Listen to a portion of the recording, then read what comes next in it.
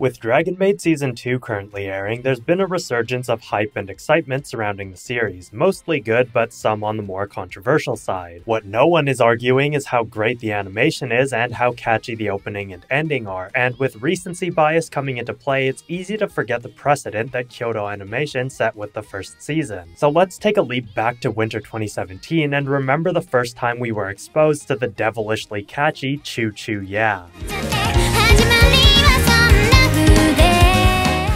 Fhána is a pretty well-known group in the anime community, having done the opening and ending songs for many shows like Bokura wa Minna Kawaiso, The Eccentric Family, and Fate Prisma Aelia, among others. There doesn't seem to be a limit on the number of musical influences and styles they're willing to perform in, and both seasons of Dragon Maid show this off quite nicely. Season 1's Aozora no Rhapsody is a disco-funk-inspired song, utilizing syncopated strings, horn blasts, and guitar grooves common of the style in conjunction with Fhána's usual synth groove MPC rock. Composed by Sato Junichi, the band's leader, keyboardist, and backup vocalist, the song opens with a simple disco groove, outlining a C major key with the strings and piano, while the bass reinforces it by repeating C over and over. We can also see a B flat, giving the music a slightly mixolydian sound, though for the most part these B flats are mostly used as suspensions rather than actual modal indicators, so it might be more appropriate to think of them as flat sevens for musical character than as part of the key signature.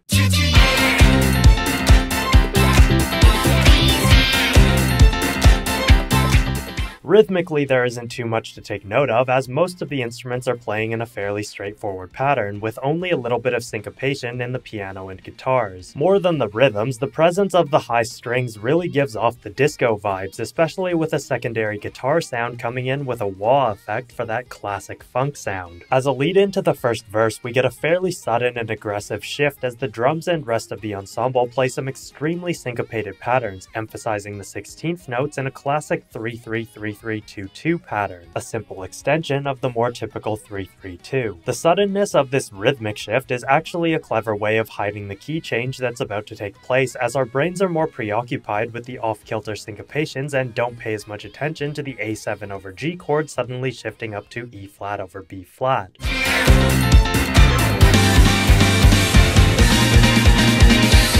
Technically, we could just call this an E-flat major chord in first inversion, but it's important to note that the bass B-flat is actually playing a separate role from the E-flat major's B-flat, the bass setting up the chord as a secondary dominant that will lead into our new key of E-flat Lydian, while the upper chord acts as the secondary dominant of the relative major key A-flat. If you're familiar with modes, you'll know that A-flat major and E-flat Lydian share the same set of notes, and by doubling up on two separate secondary dominants with shared notes, B-flat and E-flat, this switch actually sounds extremely cathartic.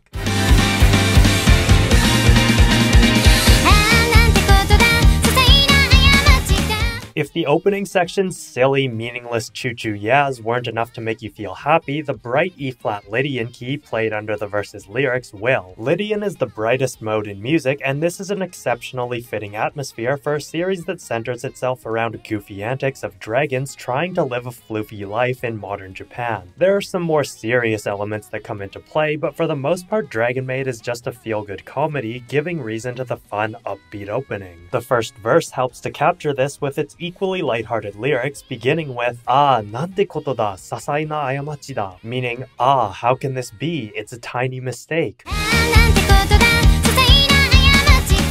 This first line could be read in any number of different ways to convey a multitude of different emotions, but given the playful backing music, it's easy to picture a character like Toru needlessly worrying about how she ended up in her current circumstances, while also fawning over Kobayashi. This playful feeling is emphasized even more so in the following line, "Jibun no koto ni tararattaratta teyaku." I'm tooby-dooby much for myself to handle.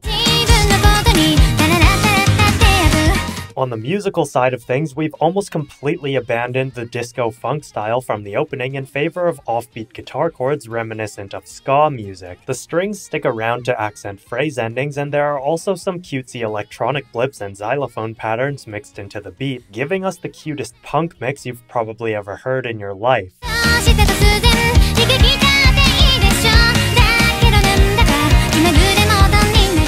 You'll notice as it goes along that there isn't a ton of harmonic movement in the music, mostly sticking to different forms of E-flat chords with the occasional switches quickly returning back to E-flat soon after, even as we move into the next couple of lines. We can interpret this as the relatively ordinary new life Toru will be living on Earth, while the quick tempo and tricky rhythms represent her unfamiliarity in this mundane situation. Coming into the pre-chorus, these E-flat chords begin switching back and forth with D-flat chords, making use of the Lydian flat 7, but also gearing us up for the upcoming key change.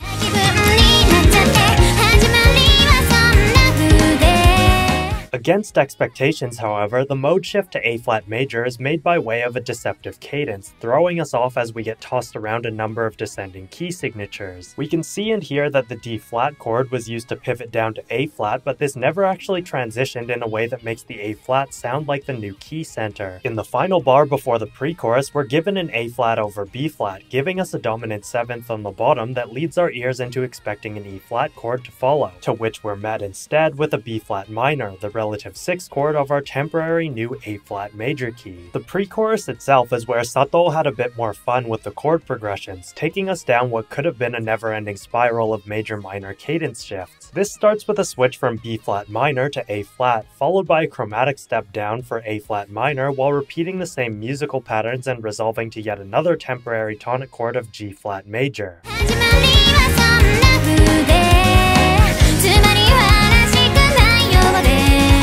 Following the same pattern as the A-flat, we get a quick enharmonic shift from G-flat to F-sharp and take yet another chromatic step downwards to make it an F-sharp minor. But instead of continuing this spiraling descent, the music starts to pick back up as we get closer to the chorus.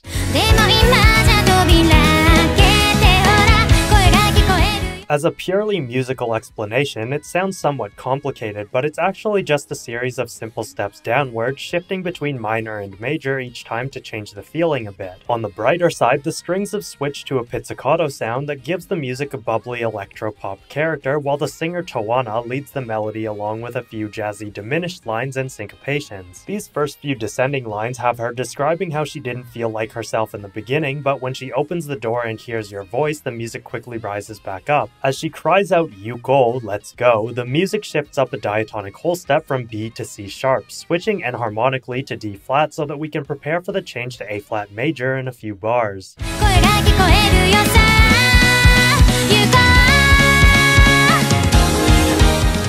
I talked about how the verse was trying to lead us into an A-flat major key pretty much from the beginning, but excluding the brief 2-measure switch at the start of the pre-chorus, this transition into the chorus is the first time we'll actually get it. By building up to it in a rising motion, it now seems much brighter and more open, fitting for the lyrics that both precede and follow as we get into it. The backup vocals follow the "let's go" line with "dokoe demo," meaning anywhere, a fitting way for the rising melody line to burst into the chorus with "boku wa kimi no tsubasa ni nareru yuki ga aru yo, I have the courage to become your wings."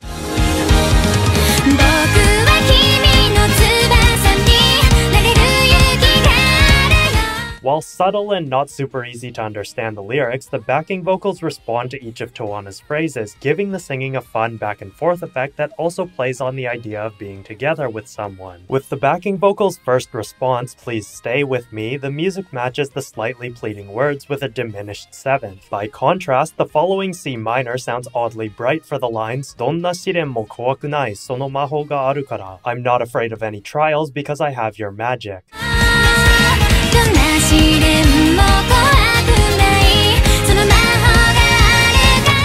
The second half of this line that talks about magic also makes use of one of the most beautiful chords in the whole song, fitting the magic vibe with what is basically a cluster but organized in a way that it can be described as an E-flat 7 add 9 over B-flat, following with a fun little D-flat major 7 over E-flat to regular E-flat cadence for the backing line, "Nante tatte congratulation, what can I say but congratulations." The next line, 初めて出会う世界に花束を贈ろう, let's send a bouquet to this new world we're encountering, follows a similar melodic and harmonic pattern as the first chorus line, but makes an interesting change with the backing response, made in society. As you can see and hear, the backing line actually bleeds into the next lead vocal line. ただこの瞬間結ばれるよ, we're simply united in this moment. Quite literally uniting the two musical lines together to match the actual lyrics while still keeping to the theme of what the lyrics have been conveying.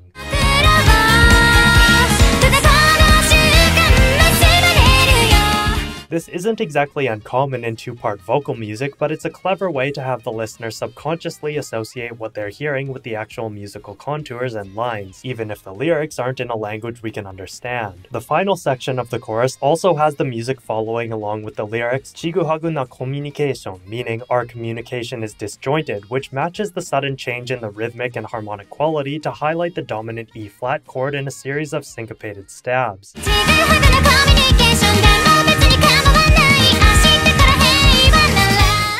Demo betsu ni kamawanai, ashita kara heiwa nara. That doesn't really matter to me as long as things are at peace tomorrow. Keeps this pattern going before leading back into the disco funk patterns we heard at the beginning, acting as a callback to the mention of Toru's ordinary new life. From here, the 90-second version simply continues on in this manner, building gradually before one final blast at the end to send us off with a bang.